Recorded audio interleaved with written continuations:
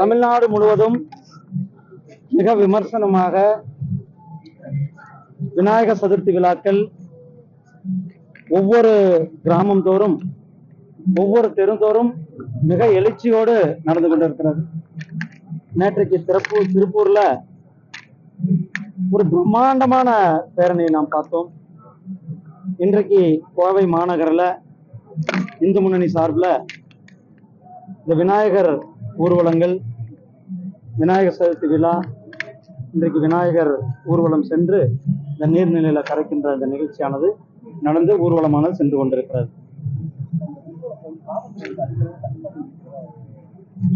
இது தமிழக அரசாங்கத்திற்கு, குறிப்பாக இந்த திமுக அரசாங்கத்திற்கு ஒரு மிகப்பெரிய ஒரு பயத்தை கொடுத்திருக்கிறது விநாயகர் சதுர்த்தி விழாக்கு.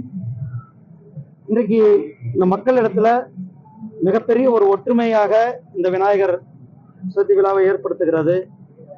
மக்கள் பாரதிய ஜனதா கட்சிக்கு, இந்து இயக்கங்களுக்கு ஆதரவு கொடுத்து கொண்டிருக்கிறார்கள். இதனால நாம் தோல்வி சந்தித்து விடுவோம் என்று அந்த தோல்வி பயத்தினால்தான் எவ்வளவு பெரிய கட்டுப்பாடுகள் எல்லாம் விதித்துக் கொண்டிருக்கிறார்கள். அது மிகவும் வன்மையாக கண்டிக்கத்தக்கது. நேற்றைக்கு இந்து முன்னணி தலைவர் அவங்க காவல்துறை அதிகாரிகள்கிட்ட பேசியிருக்கிறார். அவங்க நடவடிக்கை எடுக்கிறான்னு சொல்லியிருக்கிறாங்க. நிச்சயமாக நடவடிக்கை எடுப்பார்கள் என்று நாம் வெயிட் பண்ணியிருக்கோம்.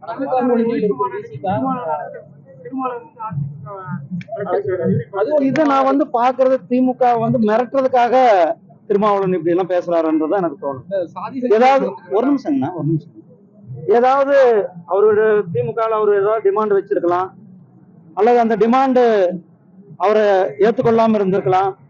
இது திமுகவை மிரட்டுவதற்காக, கூட்டணியில் இருக்கிற ஒரு கட்சியை மிரட்டுவதற்கான ஒரு தோணியாக, யுக்தியாகத்தான் நான் பார்க்கிறேன். அதான் சொல்றேன், ஒரு மிரட்டுவதற்கான யுக்தி இதுதான். நீ பாருப்பா, நான் யாருக்கிட்ட வேணாலும் போவேன், நீ பேச்ச ஒழுங்கா கேளு அப்படின்ற ஒரு மிரட்டுவதற்கான யுக்தியாக தான் நான் பாக்குறேன். மது ஒழிப்பு மாநாட்டுல சாதி சக்தியில் கலந்துக்க வேண்டாம்னு சொல்லியிருக்காரு. மதுவுக்கும் சாதிக்கு என்ன சம்பந்தம் இருக்கு சொல்லி இப்ப விமர்சனங்கள் வந்துருக்கு. மது ஒழிப்பு மாநாட்டுல சாதி சக்தியில் கலந்துக்க வேண்டாம் அப்படின்னு சொல்லிட்டு இப்ப விமர்சனம் உண்டாக்குது. மதுவுக்கும் சாதிக்கு என்ன சம்பந்தம் இருக்கு அப்படி மறுபடியும் எனக்கு புரியலண்ணா. மது ஒழிப்பு மாநாட்டுல சாதி சக்திகள் கலந்து கொள்ள கூடாதுன்னு சொல்றாரா? யார் சொல்றாரு? அவரே ஒரு ஜாதி சக்தி தானேன்னா. நான் பலமுறை சொல்லியிருக்கேன். அவர் திருமாவளவன் தமிழ் மக்களுக்கான தலைவர் கிடையாது. அவர் ஒட்டுமொத்த பட்டியலின மக்களுக்கான தலைவரும் கிடையாது. அவர் ஒரு சமுதாயத்தினுடைய தலைவர், அவ்வளவுதான். அதனால ஜாதியை பத்தி பேசுறதுக்கு அவரு சுய பரிசோதனை செஞ்சு கொள்ள வேண்டும். முதல்ல மாநாடு நடக்கும் பார்க்கலாம். அதாவது பாருங்க, மது ஒழிக்கப்பட வேண்டும் என்பது தமிழ்நாட்டில் இருக்கிற ஒவ்வொரு தாய்மார்களும் அவர்கள் இயங்கிக் கொண்டிருக்கிறார். மது எப்பொழுது ஒழிக்கப்பட வேண்டும். இன்னைக்கு தமிழ்நாட்டில் மூளை முடுக்கெல்லாம், பட்டி தொட்டி எல்லாம் மது, கஞ்சா, போதைப் பொருள்கள் பொருளோடி போயிருக்கிறது. போதைப் பொருளை கடத்துவதே திமுகவினுடைய நிர்வாகிகள் கடத்தி கைது செய்யப்பட்டிருக்கிறார்கள்.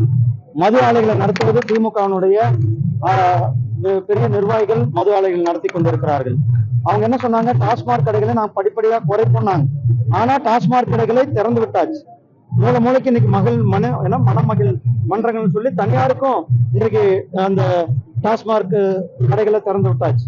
சோ இன்றைக்கு கிராமங்கள்ல பள்ளி இருக்குதோ இல்லையோ, ஒரு கிராமத்துல அங்கன்வாடி இருக்குதோ இல்லையோ, அந்த கிராமத்துல இது வரவேற்பது என்ன வரவேற்கிறது? உங்களை டாஸ்மாக் கடை உங்களை அன்பாடுடன் வரவேற்கிறது.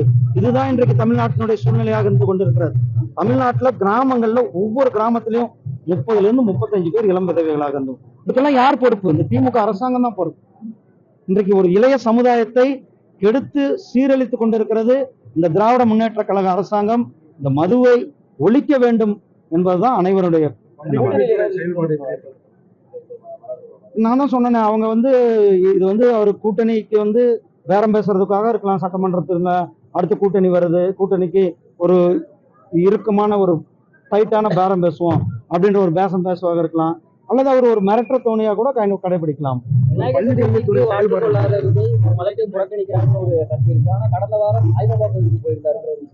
நீங்க சாய்பாபா கோயிலுக்கு போறீங்க, ஓகே.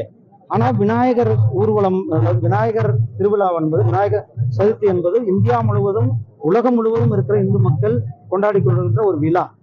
நீங்க ஒரு பொது வாழ்க்கைக்கு வரணும்னு விரும்புறீங்க. அப்ப நீங்க அனைத்து மதங்களினுடைய அனைத்து மக்களினுடைய வழிபாட்டு உரிமைக்கு, வழிபாட்டினுடைய திருவிழாக்களுக்கு வாழ்த்து சொல்ல வேண்டுவது பொது வாழ்க்கையில் இருக்கிறவங்க கடமையாக தான்.